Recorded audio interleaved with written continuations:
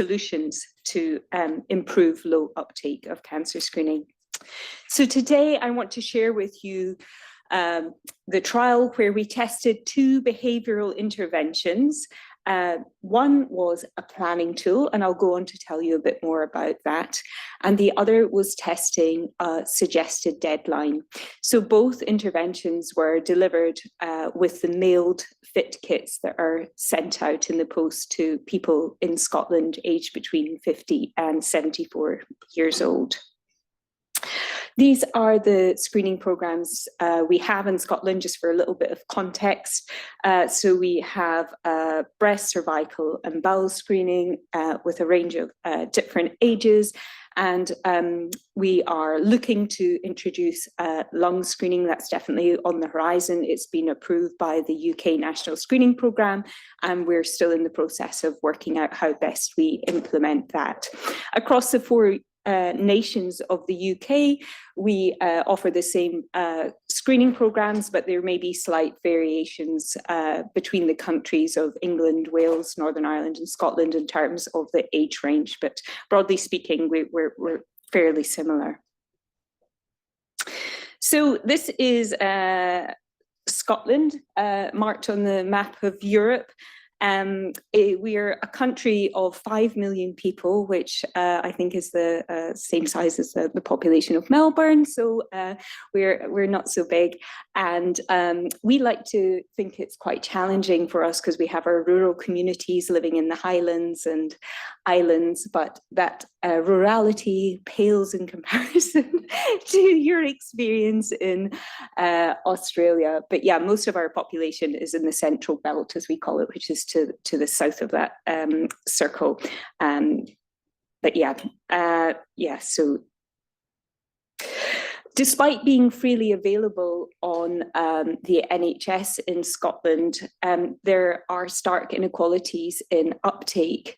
Uptake is approximately 20% higher in the more affluent areas compared to the more deprived areas, as this slide shows from the recent data from the Scottish Bowel Screening Programme. Overall, our uptake is about 67%. It's increased quite a lot since we moved from doing FOBT sampling, which required 3 separate samples, to using the FIT test, which in Scotland only requires 1 stool sample before it's mailed back to the Bowel Screening Centre for further testing. So while relative to other countries around the world, 67% uptake may seem like quite a good level of uptake, it means that just under a third of people are still not participating. So we're always keen to look for ways that we could further improve levels of participation. So the ideas for the behavioural interventions that we tested in the trial developed out of qualitative work that we'd been doing, where we were trying to understand why bowel screening fails to achieve the uptake rates of breast and cervical screening. Because in Scotland, women between the age of 50 and 60 are eligible for all 3 types of screening. And as a psychologist, it's interesting to me to think about why, if you're motivated to screen 2 parts of your body, you wouldn't screen a third. So we conducted some qualitative research to explore this issue. And one thing that came up with the bowel screening is this theme, and as the quote says, if it's a bowel screening one, yep, put it somewhere and think, yes, I'll do that, and then forget about it because it doesn't have an appointment date. I think if something has an appointment date, you're forced to act. So we integrated our findings from the qualitative research with what we knew from the existing theoretical and empirical literature. And this model up here is called the Integrated Screening Action Model. And this was my attempt to basically summarize our understanding of the factors influencing screening behaviour. And it's an integration of our existing theoretical knowledge. So the central section, the screening behaviour process, is based on Neil Weinstein's precaution adoption process model. And what it basically describes is that people will be at different stages of the screening process. So some people may be completely unaware that screening even exists, while others may be aware of it, but aren't particularly engaged with it, while another group of people may have decided to act, but aren't quite getting round to it. So it's like that quote said that, you know, they are going to do it, but they don't quite get round to it because it's not got an appointment time. The other aspects of the integrated screening action model, or the ISAM, is that there are both participant influences on screening behaviour and also environmental influences. And within each of those, we included the Susan Meekey's COM-B model, so that describes the sources of behaviour change as being motivation, capability, and opportunity. And within each of those sources, what I did was I included evidence from the empirical evidence of potential targets for interventions that were based on what we knew did influence screening behaviour. And this is a way to, the idea of the ISAM is to provide a sort of structure to help us understand screening behaviour, but also to aid us in identifying interventions, targets for interventions. And it will be an iterative process to see how useful this is, and it may need to adapt and change over time. But for these interventions that we were testing, we were particularly interested in this group, which we call, some people call inclined abstainers. So they're the group who have decided to act, but aren't quite getting round to acting. And we thought that potentially providing a suggested deadline might give them the behavioural goal that might facilitate them to complete the test. And we were also interested in exploring the role of using a planning tool. So planning tools have been used successfully with other health behaviours, such as prompting people to stop smoking, or to increase physical activity, or to improve their dietary behaviours. And these volitional help sheets have been developed by Chris Armitage. So we were keen to test these within the bowel screening context. So in developing the planning tool, we took quite a progressive, or a series of steps that we went through. So we started off by trying to identify what common barriers and solutions were that people faced when offered to do the screening test. So we wanted to know what made it difficult for them, but what helped them to overcome it. So we conducted in-depth qualitative interviews with people who had both done bowel screening and who hadn't done bowel screening, because we were interested to see if their barriers were similar, or the solutions were similar, or if the people who had done it had better solutions, or that might be helpful to people who hadn't done the bowel screening. So we conducted these qualitative interviews. We then did a survey because we wanted to understand how frequent or common these barriers were, so that we were using the most common ones in the final version of the planning tool. Once we'd established what the sort of barriers and solutions were, we then conducted a series of workshops where we co-designed the planning tool with people who had both completed bowel screening and also those who were eligible but hadn't engaged with the bowel screening programme. And we also got a range of sex and also levels of deprivation. So this is what the final planning tool looks like. So it's basically an A4 sheet of paper. In the co-design workshops, they were very strongly of the opinion that it should be very eye-catching, so it would stand out with the invitation materials that were received with the kit, so that people would notice it. There was also a desire for it to include these little pictures to help support what the ideas were.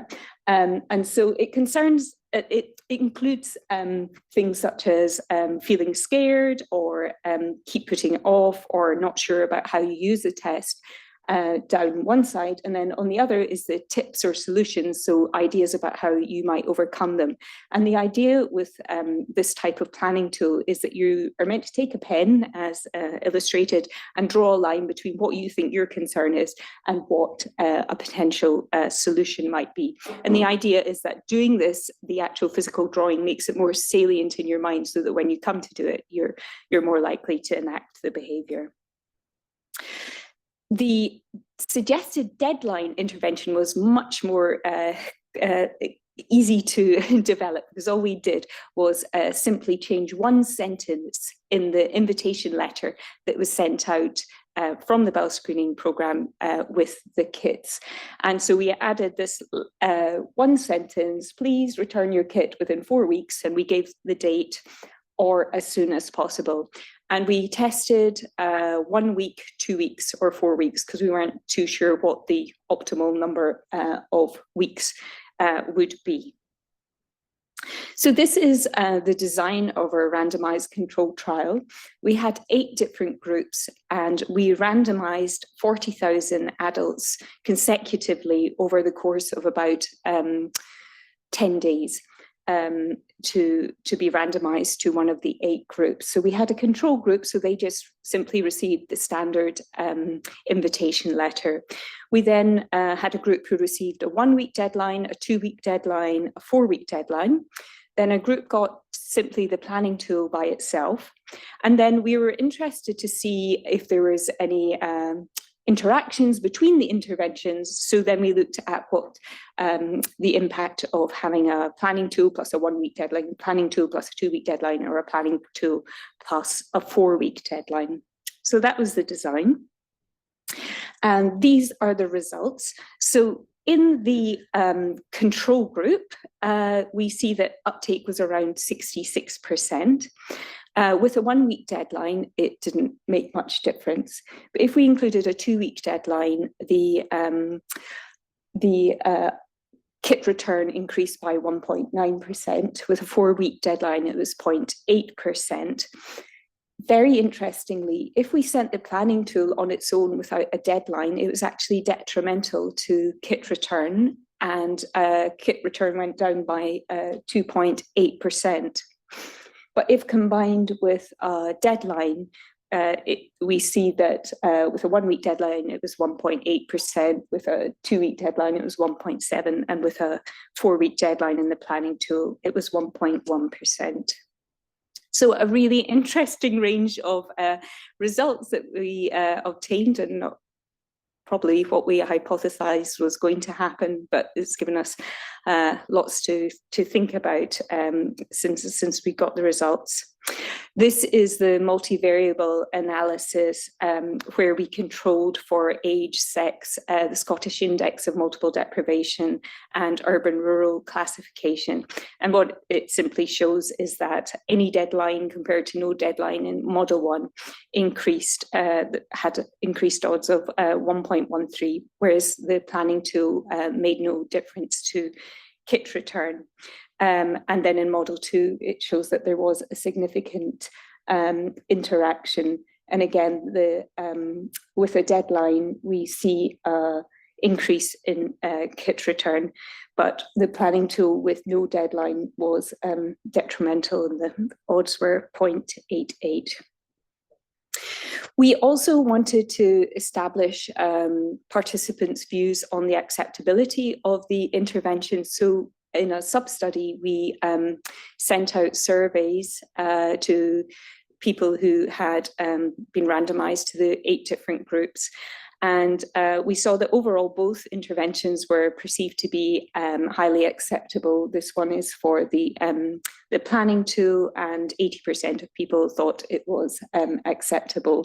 And we also looked at other components of acceptability measured by the acceptability framework measure that Mandy Sekon has developed.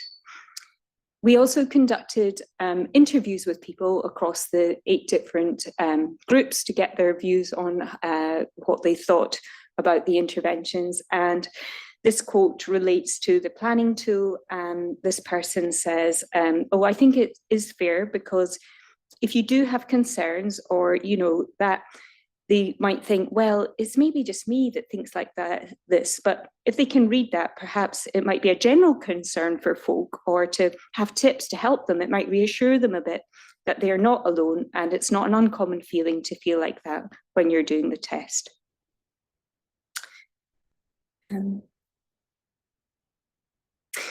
This is the acceptability data for the suggested deadline, so it was highly acceptable as well. 87% of people described it as being an acceptable type of intervention. And this is a quote about someone who received the deadline. So this woman said, I think at the time I probably thought, oh, I wonder why they put a time scale on it. Do you know what I mean? Like thinking, why is that? And that probably crossed my mind. And then maybe feeling a wee tiny bit panicky, thinking, oh God, I better get this done. Do you know what I mean? So that was the impact. So overall, what does this mean? So with the 2-week deadline, it was the most effective intervention. We saw 1.9% increase in uptake, which is a pretty small effect.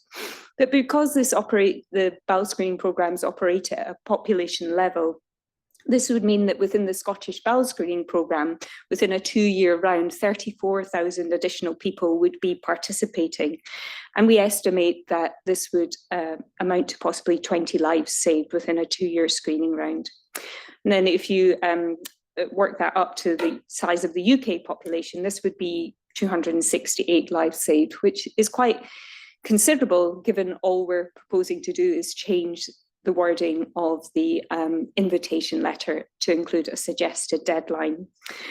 A major focus of my work is in addressing inequalities, and we didn't find that the interventions had any, they worked equally across all different demographic groups. So there was no differential impact by sex, by age, by Scottish Index of Multiple Deprivation, or by the rural-urban classification, which on the one hand is slightly disappointing because ideally I'd like to try and reduce the inequalities.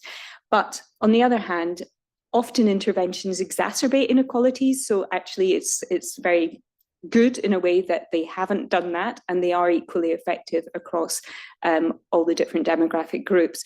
I think what would be interesting if you were thinking about trying to use this approach to address inequalities would be thinking about, you could potentially send the suggested deadline to the groups that you think are less likely to participate, but then that would open up a whole bunch of ethical considerations. So this is very much teamwork. There's been a huge number of people who have worked very, very hard to make this trial happen, and I'd really very much like to acknowledge all of them. I'd also like to acknowledge our funding from Cancer Research UK and the Scottish Chief Scientist Office. Thank you.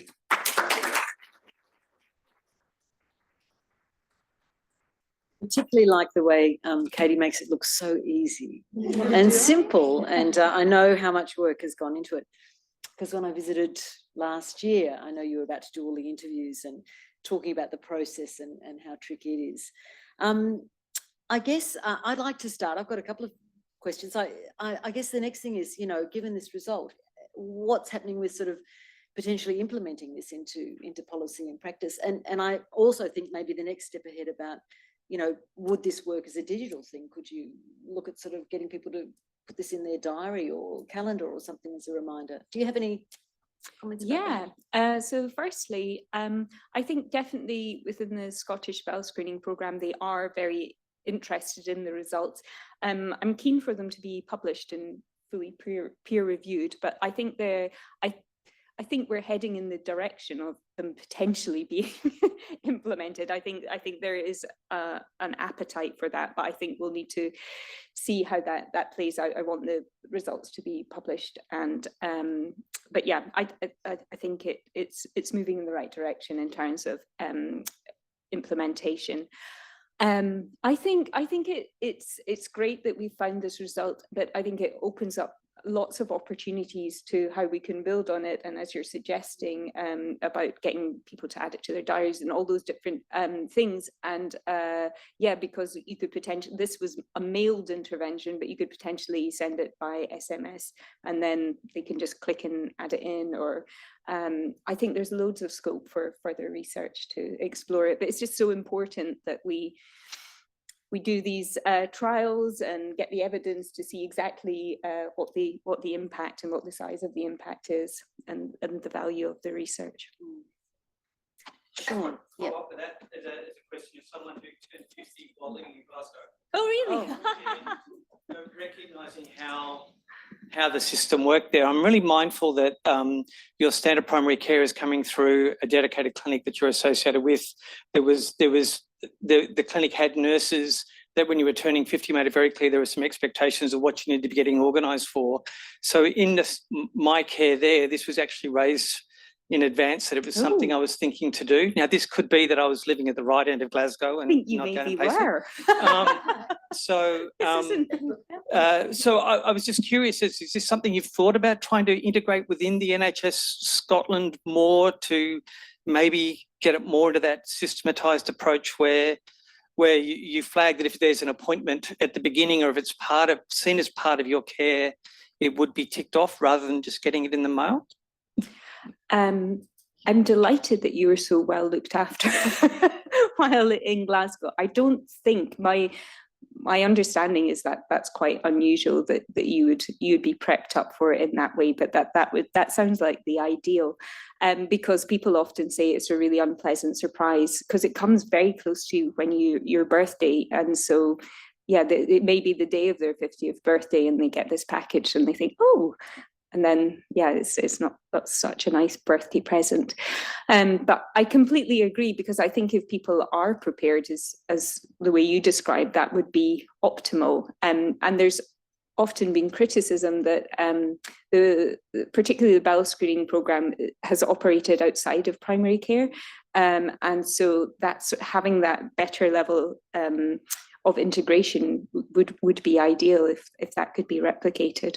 And I think because they've shown that if people are pre-notified, so in some studies they've sent out a letter saying, oh, your kit's going to be coming in a week or 2 weeks, that's been effective at increasing uptake. So any kind of like pre-warning seems to be good, but then it's an additional cost.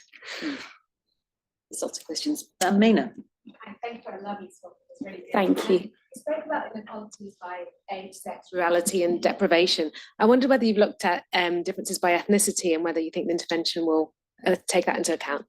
Yeah, that would be the absolute ideal. We didn't, because we don't have the data on ethnicity routinely available to the screening programmes, and in the NHS in general, ethnicity data isn't particularly well recorded, which is such a shame, and just something that we should strive to try and improve on, because it would just help on so many different levels if we were able to link that data and then get a clearer picture.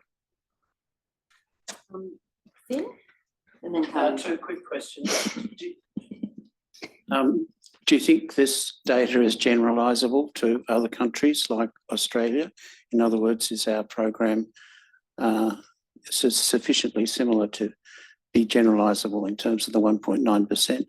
And the second is, do you have any information on the characteristics of the 1.9% to tell us who they were, what they were, geographic, local, city bound, or as you say, ethnic, although you don't have that?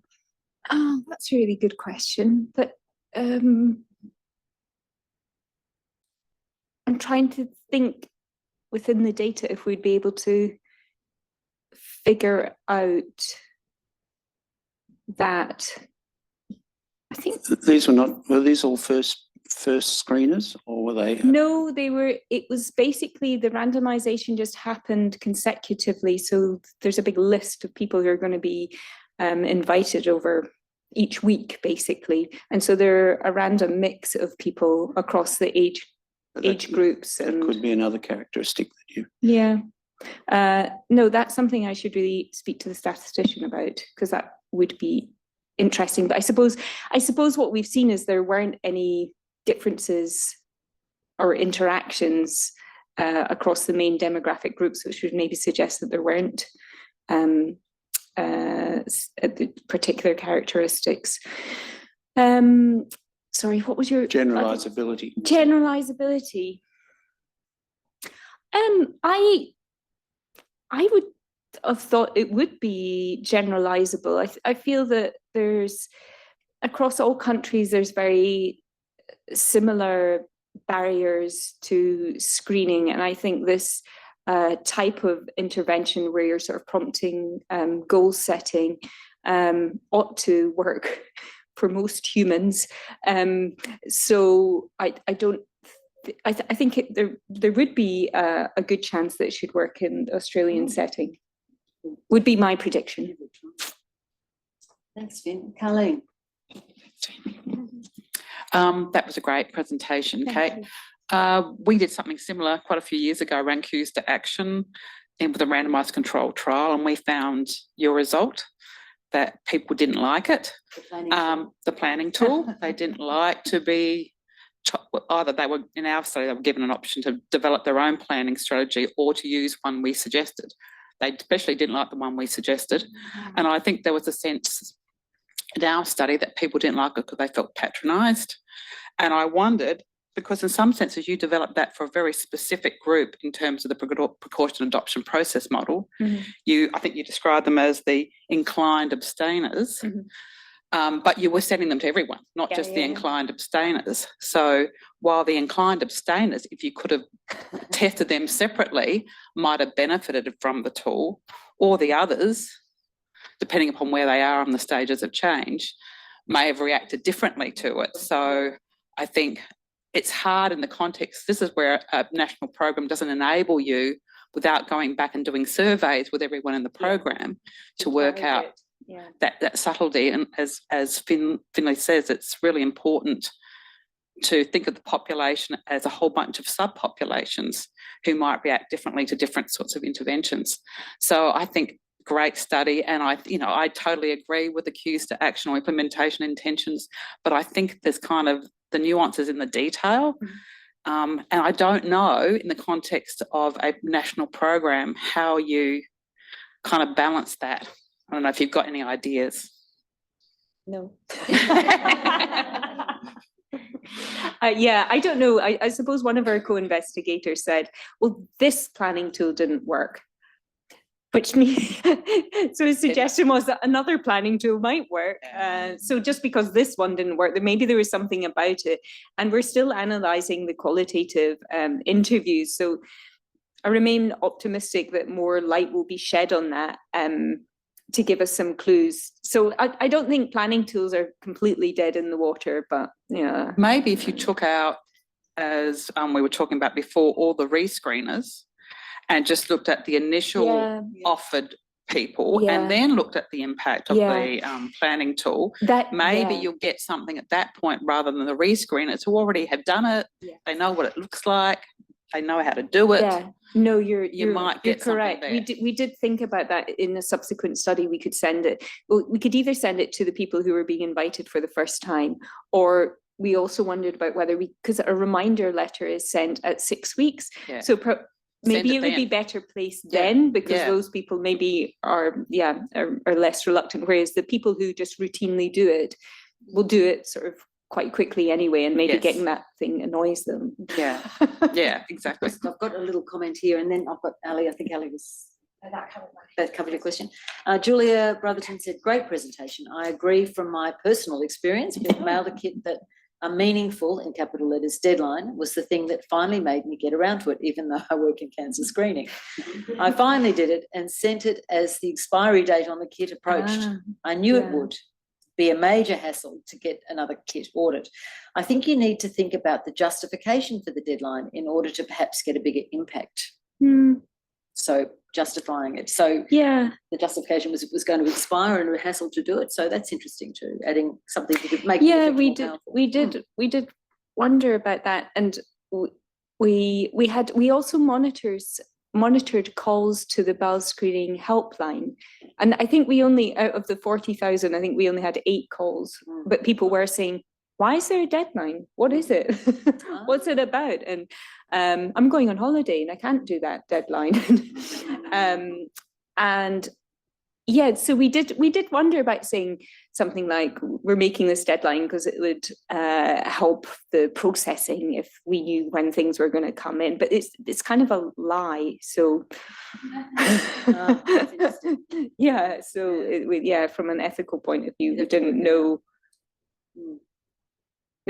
Somehow saying because we think it will make you do it. It's a good reason. Florian. Okay, thank you. That was really very interesting. Oh, thank you. I'm very interested in the numbers. I mean, that 1.6, 1.9% does not sound big, but that 34,000 and that 20 is huge. In relation to that, I'm thinking about the processing and the pathology and the results and, you know, the primary care and the colposcopies and everything else that happens post those results and people coming in and the influx. How would that be managed? Like, did you see that through the trial, through the study that you did? Did you see the extra appointments? Did you see the extra colposcopies? No, not particularly, because so that was quite a big concern for our health boards, because they're in charge of, so the National Screening Programme operates out of Dundee and they send out the kits. But then if someone is found to have a positive test result, then it's at the health board level that, and I'm now forgetting how many health boards we've got, like 8 or 12 or something. And they were really concerned about the trial in case it really increased in case it was much bigger than a 1.9% difference. But because actually within the 40,000 within the trial, I forget now what the numbers are, but it sort of boiled down to it's only a sort of marginal increase in the colonoscopy, and it would be spread across the country. So it wasn't actually going to amount to too much. But the colonoscopy capacity is a real issue in the UK and in Scotland. And so there is concern about what would happen. And so maybe a 1.9% increase is about as far as we can go currently until we can increase that capacity. But yeah, I think it's vitally important that we think about the knock-on effects across the pathway. So it's a question. And I know that we talked about that as an obstacle. Yeah. First. Yes, Mark. Okay, thanks very much for that presentation. I have a two-part question. The first part is, can you tell us a little bit about who did the randomisation, what the role between government and the group that did the randomisation, how that was organised? So I guess practical issues about how that was done. Yeah. So the randomization sequence was developed by our statistical team at the University of Glasgow, and then it was transferred to an organisation called ATOS, who are in charge of the data for the bowel screening programme. And so they were able to make an adjustment to include the randomization sequence into the database. And what happens is that they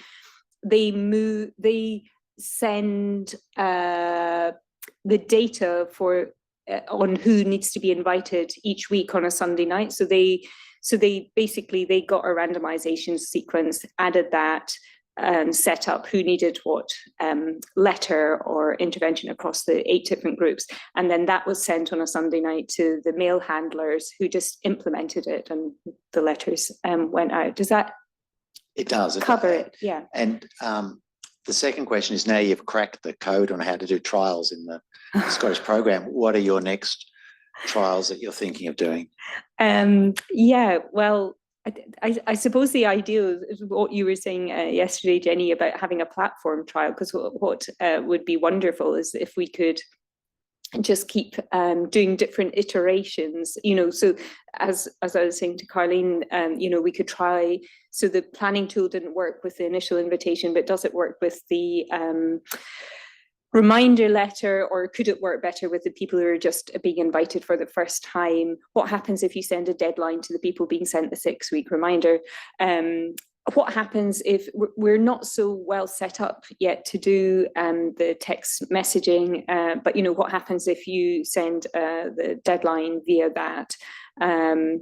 Yeah, we could also look again at pre-notifications. What impact does that have if we send a letter a couple of weeks before? And yeah, so I think there, once you have the system, it's quite exciting about thinking about the different combinations or iterations that you could try. And it's such a great system because there's such vast numbers, and and then to get that evidence base, because so often the invitation letters are designed and developed, and a lot of thought is given to them, but we don't actually know what the active sort of components are of those invitation materials and how best they can be optimized.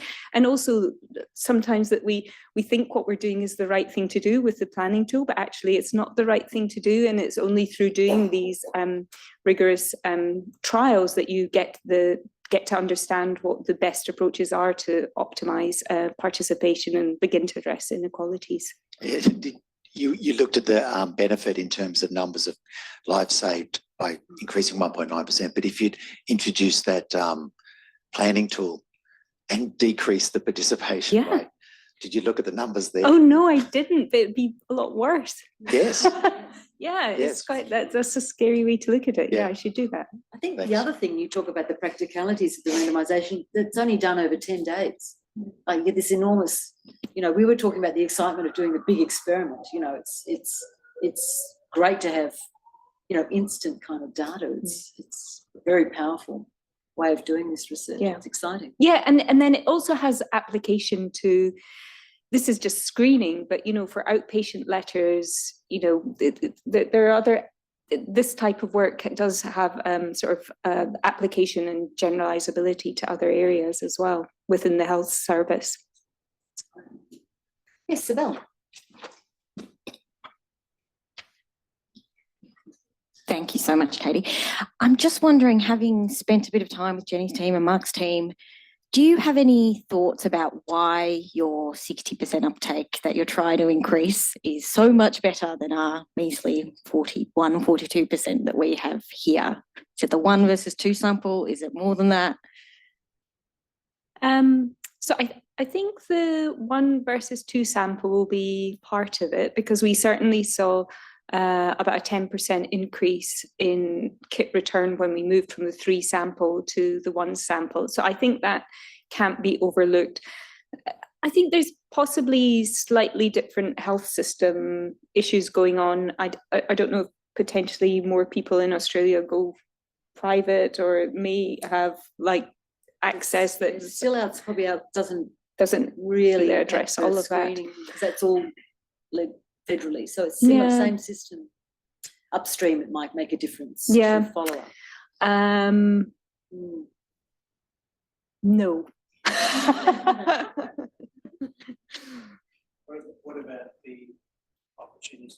What about the opportunistic screening that might be happening here and might be happening in the UK? They might be quite different, like a lot more opportunistic screening within our healthcare system compared to the UK. Possibly. Yeah, I think. Do people go to the pharmacy and get a kit like they do? Is that what you mean? The Colonoscopy, colonoscopy, sorry, I think it's smaller numbers, but I think that does account for why we're not at 90%, because if people have been investigated recently for symptoms, which is pretty common to be honest, then they may not see the value in doing the fit test. My guess is that people aren't particularly screening outside of the screening programs, as it will, in that opportunistic way. So it probably would be more of a symptomatic reason. I think it would be small numbers who are doing it through other routes. Yeah, so that's what you meant before about the different systems. Yeah, so people are having colonoscopies instead of doing the screening in Australia, much more than probably. Okay, but we don't know.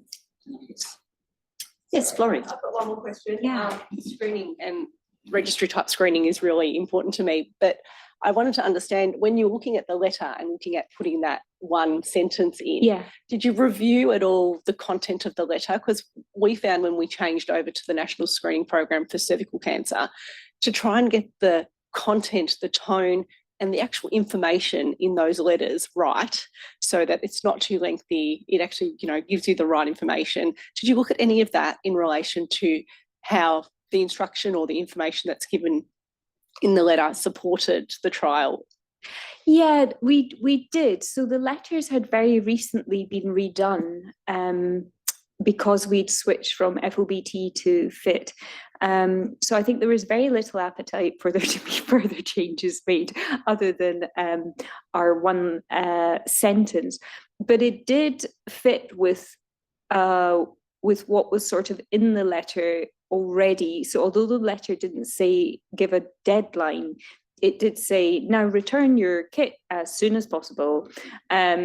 And so we tried to, so that was the way the letter is that it's got writing on the front, and then on the back it's got like photographs of what you're meant to do, and the last one is them taking it to the mailbox, and it says and return it as soon as possible. So we tried to reiterate that wording as soon as possible, but we just prefaced it with the suggested deadline. So we didn't really go into trying to change the letter at all. So That's been fantastic. Great presentation. Unless there's any last questions, we might go out to have morning tea. So I'd like to take the opportunity to thank you very much. It's been lovely having you here for the last few days, and also hosting me in Glasgow at different times. It's been really great. And please join us for morning tea in level 7 foyer, and keep an eye out for the UMCCR seminars that are going to be happening in the future as well. Thanks so much for coming.